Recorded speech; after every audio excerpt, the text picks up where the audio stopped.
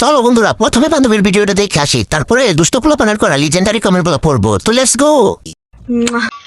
আমি তোকে কোনোদিন পড়তে বসতে দেখিনি, তুই পাস করিস কি করে? जलवा है हमारा। তোর বাবা দুইটা বাচ্চা না?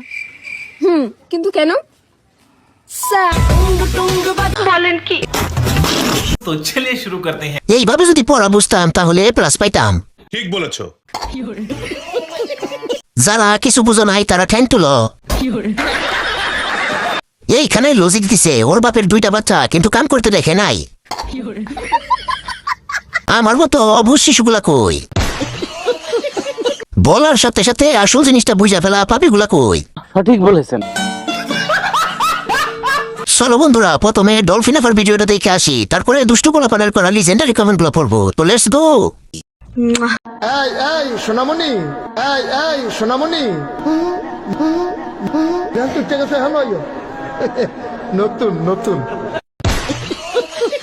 तो चलिए शुरू करते हैं। এই সোনামণি, এই সোনামণি,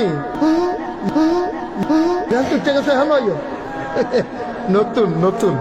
ওয়াও, এটা তো জল পাঠি। সঠিক বলেছেন।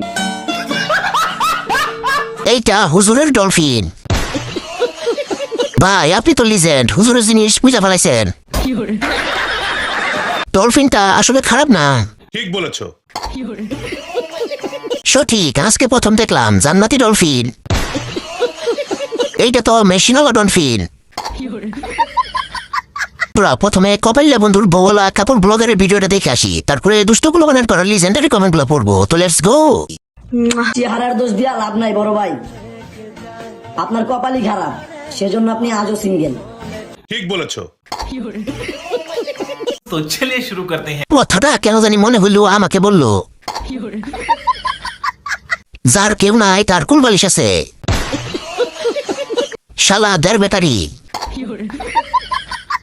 মেনশন দেওয়ার মতো কেউ খুঁজে পাইলাম না। হেডার ফুটের জানো এই শীতেই ডিভোর্স হয়ে যায়। এইসব ভিডিও দেখ না ভাই, এই জায়গায় ব্যথা লাগে। ঠিক বলেছো। এইগুলো দেখার জন্যই মনে হয় ফেসবুক আইডি খুলছিলাম।